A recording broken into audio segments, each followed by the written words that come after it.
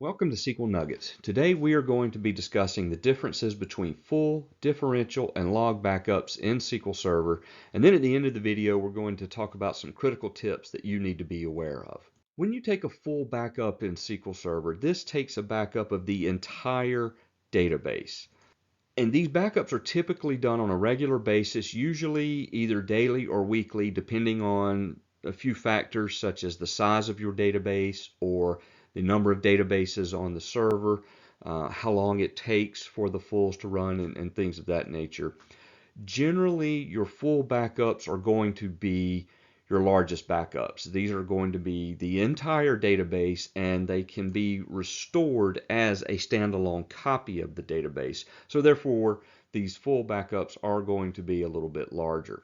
Now, when you take a full backup in SQL Server, this is the start of what we refer to as the backup chain. And this means that all of your differential and log backups taken afterwards are tied to that full backup. This is important to know, and we'll discuss it in a little more detail in just a minute. But you do need to know that you have to perform a full backup, at least one full backup, before you can perform differential or log backups. Your differential backups capture the changes made in your database since your last full backup. These are not backups of your entire database, just the changes since the last full. Because of that, these backups are going to be considerably smaller than your full backup, and they can be performed more often. Since your differential backups are smaller than your full backups, they are going to be faster than creating a full backup. Therefore, you may want to run them more frequently than your full backups. Another strategy that people may use is they may just do the full backup on the weekend and then do the differential backups every night during the week, or maybe every 12 hours or possibly every 4 hours, depending on, again, the size of your databases and then your recovery points. Now, you cannot restore a differential backup by itself.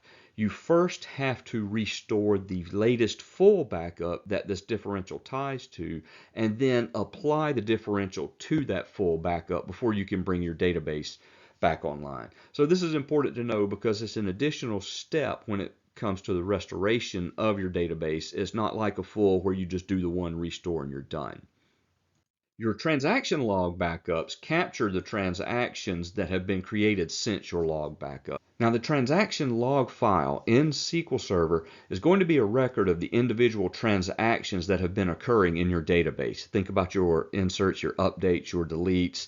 So every time you take a transaction log backup, you are backing up all of those individual transactions. Now, this is really important to know for a few reasons. Number one is this log file will not clear out these transactions until you have taken a transaction log backup. So even if you take a full backup or a differential backup, if you are not taking transaction log backups, that log does not get cleared out. Those transactions will stay in there. So it's very important that you run transaction log backups periodically.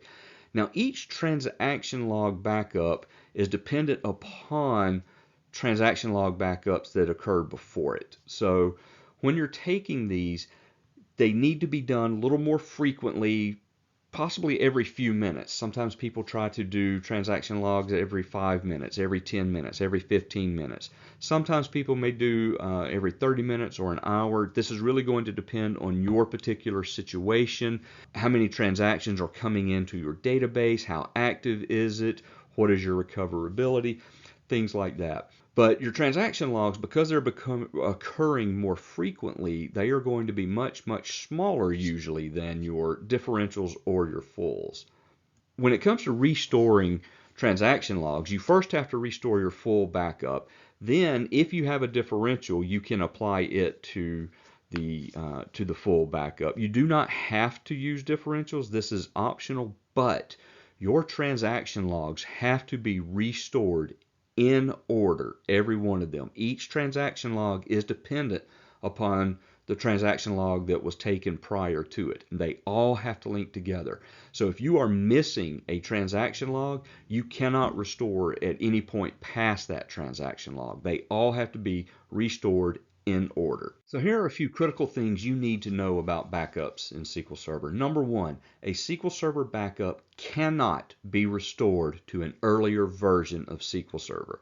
So what this means is if you have a SQL Server 2019 database backup, you cannot restore that to a SQL 2016 server, SQL 2014, or any prior version. It doesn't matter what the versions are. This is not something new in SQL Server. This has been like this historically in SQL Server for many, many years. You cannot take any SQL Server backup and restore it to a previous version of SQL Server. You can only restore it to the current version and higher. Now, whenever you are taking a full backup that is outside of your scheduled backup run, we call these ad hoc backups, you always want to make sure you are using the with copy only command in your backup statement. And here is why this is important. Remember how at the beginning we said that their full backup sets the backup chain, and all differential and log backups after that are attached to that chain. They are part of that chain and tied to that full backup. If you come in and take an ad hoc full backup on your SQL Server, all backups after that are going to be tied to that backup instead of the backup that you have in your scheduled maintenance runs. This is where full copy only comes in, because if you specify this command, it will not interfere with the backup chain. It allows you to take this full backup outside of your backup chain. And here's a real world example that I encountered as to why this is so critical. I worked at a company one time where every Sunday night we took a full backup, and then all the other nights we took differential backups of our production database. Well, what we didn't know was that every Monday morning we had a developer that would come into work, and the first thing he would do is take a full backup of that production database and then restore it down into the development environment and then delete that backup. And what that meant was every single night, all of our differential backups, all of our log backups were tied to the backup that the developer took and deleted instead of the backup that our system was taking every Sunday night. So if our system crashed on a Thursday, the best we would be able to do is restore back from Sunday night, because all of our other backups would not be recoverable because he had deleted the backup that he took. So this is very, very important to always use with copy only when you're taking your full backups outside of your regular backup maintenance. And please be sure to test your backups. You have to test your backups. If you do not test your backups, you do not have backups. You just have a directory full of files. Hoping that your backups restore is not an effective disaster recovery strategy.